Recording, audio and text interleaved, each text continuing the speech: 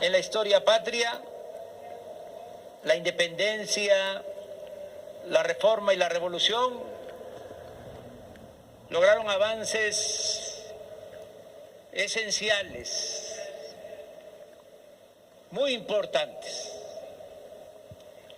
El movimiento de independencia, aunque comenzó con el noble propósito de la defensa de los pobres y de la abolición de la esclavitud, su fruto principal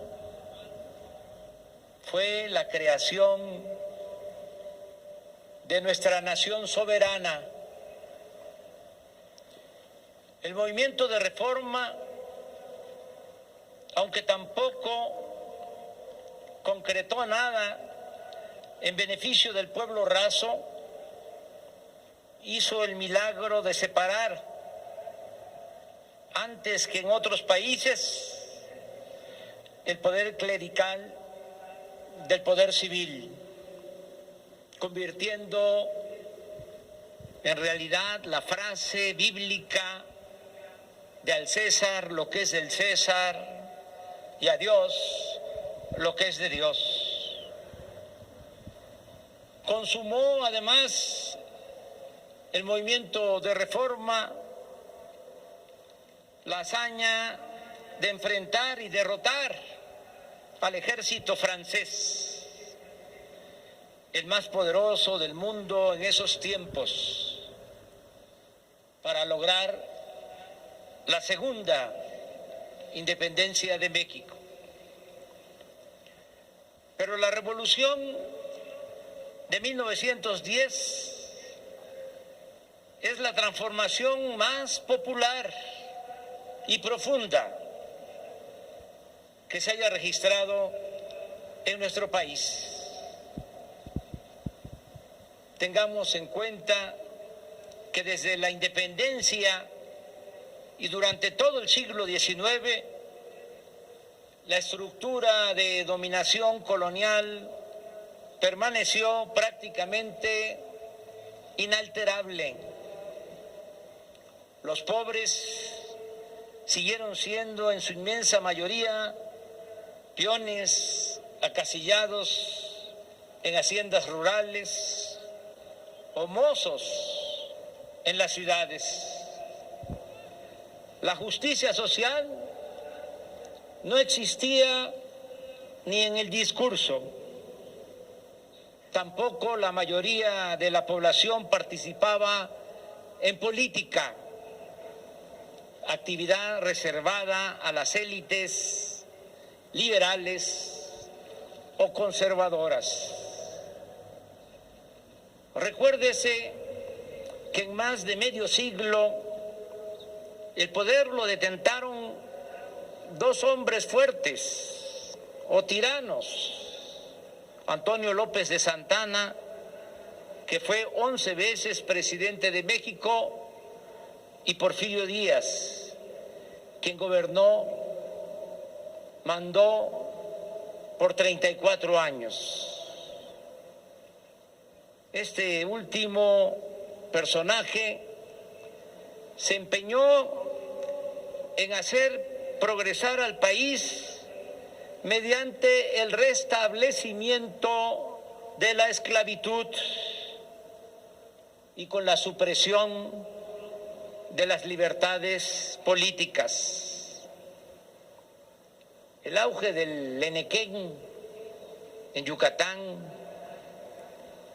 el de la caña de azúcar en Morelos, el de la industria textil en Veracruz, Puebla y Tlaxcala, o el de la minería en Durango, Chihuahua, Sonora o Baja California Sur, por solo poner algunos ejemplos, se logró mediante el despojo de tierras a comunidades indígenas y con el sistema de enganche que esclavizaba de por vida a los trabajadores y a sus familias. En el porfiriato, la esclavitud se llegó a ver como un mal necesario. El periódico El Universal de aquella época predominante en los años 90 del siglo XIX, sostenía sin recato alguno que la esclavitud era una forma de progreso económico, aunque pareciera una blasfemia a la metafísica. Y ponía el ejemplo de Yucatán, donde el progreso del Enequén se debía a la esclavitud de los mayas.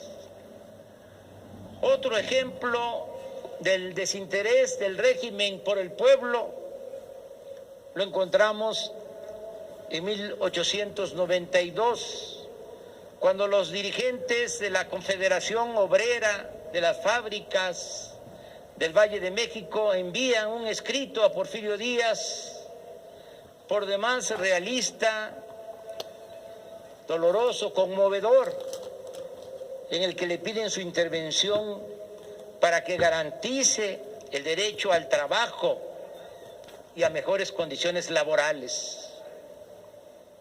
En su argumentación le expresan: el obrero de México, señor presidente, en vano consagra su vida entera al trabajo.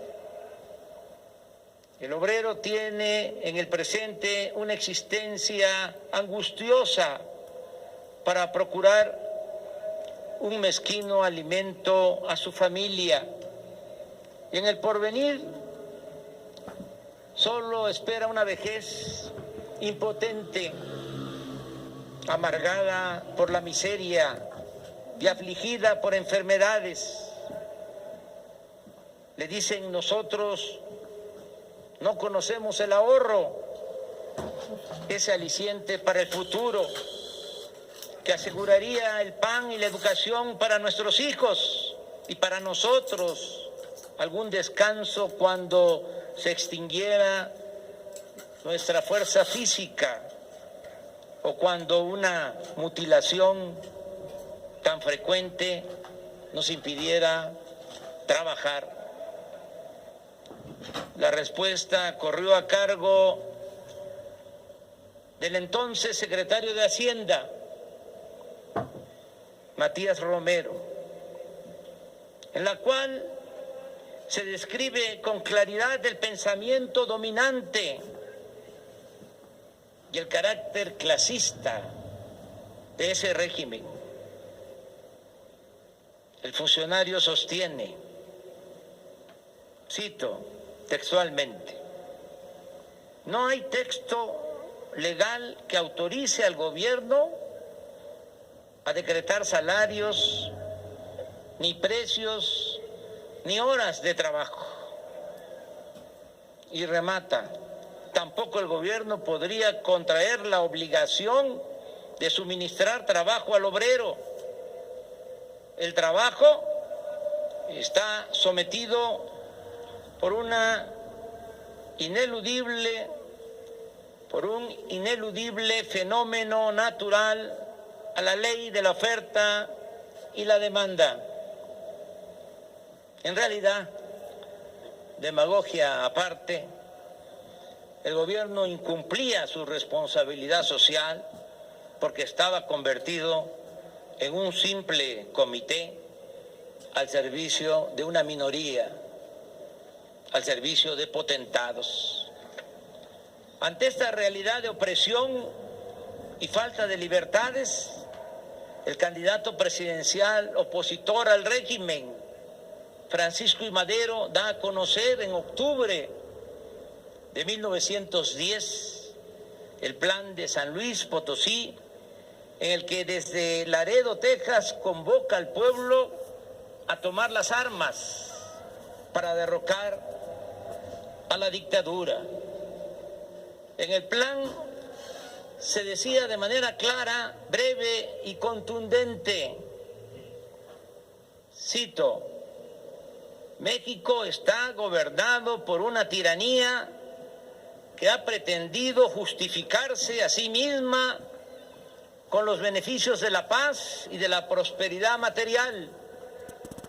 Pero esa paz no descansa en el derecho, sino en la fuerza. Y esa prosperidad solo beneficia a una minoría, no al pueblo ni a la nación. En consecuencia, solo quedaba el recurso de arrojar del poder a los usurpadores, por lo que se designaba el domingo 20 de noviembre para que a las 6 de la tarde en adelante todas las poblaciones de la República se levanten en armas. La noticia corrió como pólvora. El 14 de febrero de 1911, Madero entra al país por Chihuahua. Se pone al frente de los revolucionarios y luego de fracasar en Casas Grandes, monta el cerco para la toma de Ciudad Juárez, con el apoyo militar de Pascual Orozco y de Francisco Villa. Estos acontecimientos causaron gran impacto en la opinión pública y la revolución maderista cundió por todo el país. Había grupos rebeldes por todas partes. En marzo se levantan en armas los campesinos de Morelos, encabezados por Emiliano Zapata. El historiador Alfonso Taracena relata que toda la República estaba envuelta en el fuego de la revolución. Los caciques de los pueblos y los amos y mayordomos de las haciendas huían y se ponían a salvo ante la furia de la peonada. El 10 de mayo de 1911, el general Juan N. Navarro, defensor de la plaza de Ciudad Juárez, se rinde ante los revolucionarios. El 21 de mayo, en la noche, frente a la aduana de esa histórica ciudad, se firmó el convenio de paz que incluía el compromiso de renuncia de Porfirio Díaz, el nombramiento de Francisco León de la Barra, secretario de Relaciones Exteriores, como presidente interino, la expedición de la convocatoria de elecciones generales en los términos previstos en la Constitución, el cese de hostilidades y el acuerdo de que las tropas revolucionarias serían licenciadas a medida que en cada estado se fueran dando los pasos necesarios para restablecer y garantizar la paz y el orden público. El 25 de mayo, Porfirio Díaz renunció a la presidencia que había ocupado durante 3 décadas. El viejo dictador, ya en calidad de expresidente, salió de la Ciudad de México en la noche rumbo al puerto de Veracruz. La escolta que custodió el tren estaba al mando de Victoriano Huerta y el día 27 embarcó en el vapor Ipiranga rumbo a Europa. Mientras tanto, Madero viajaba de Ciudad Juárez a la capital y en todo el trayecto era aclamado por el pueblo, mas no tanto como el 1 de junio de 1911, cuando hizo su entrada triunfal aquí, en la Ciudad de México, donde lo esperaban alrededor de 100,000 personas. La recepción fue espléndida, muy parecida a la que se le tributó al presidente Juárez el 15 de julio de 1867, una vez consumada la victoria de la República sobre el imperio y del liberalismo sobre la reacción conservadora. dos memorables momentos de la historia de México. La revolución maderista fue verdaderamente eficaz.